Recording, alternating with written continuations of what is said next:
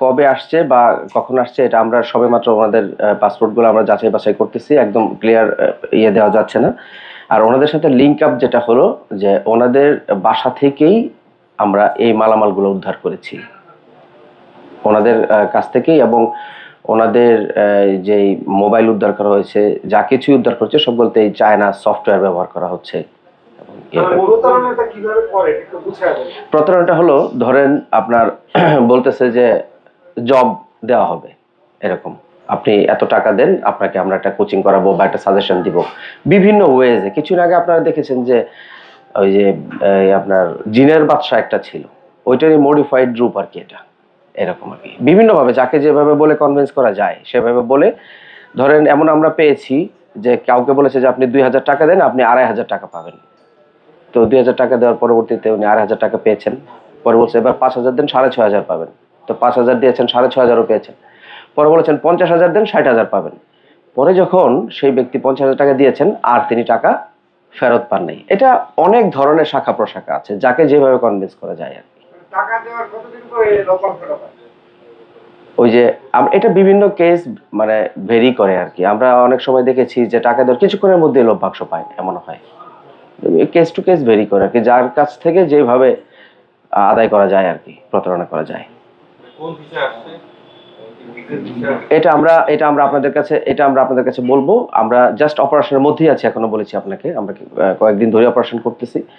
এটা মামলা, যেগুলোর মামলা আছে এবং যেগুলো মামলা হবে সেগুলো তদন্তকারী কর্মকর্তা তদন্ত করে আলটিমেটলি আপনাদেরকে একটা দেওয়া যাবে। এটা হলো বসুন্ধরা এবং উত্তরার বাসাতে, বিভিন্ন ভাষা থেকে আর কি। আমরা এখনই আপনাদেরকে ঠিকানাটা বলতে চাচ্ছি না, এটা মামলার মাধ্যমে আপনারা জানতে পারবেন। দেখেন এখানে অনেক লোক কাজ করে, একটা চক্রের মধ্যে অনেক লোক কাজ করে। কেউ একজন বিদেশি নাগরিক তো আর ফোনে বাংলায় কথা বলবেন না বা আমাদের কালচার বুঝবেন না, এই জন্য দেশি বিদেশি সবাই মিলেই আসলে এই কাজটা করেন।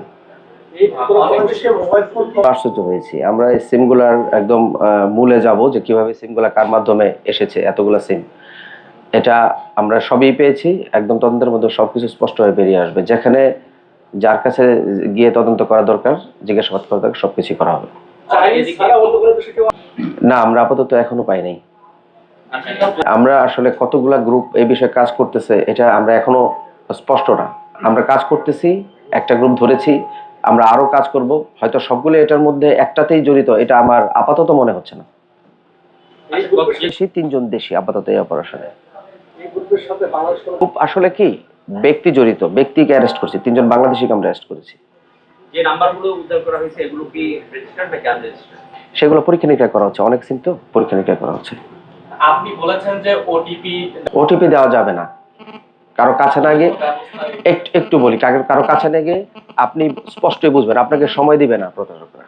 খুব দ্রুত আপনার কাছ থেকে বলবে যে আপনি এই কাজটা করুন, এই কাজটা করেন, তারপর এখানে লগ ইন করেন, তারপর এটাই করেন, আপনি বুঝবেন। এবং কোনোভাবেই কাউকে ফোনে ওটিপি দেওয়া আসলে নিরাপদ না।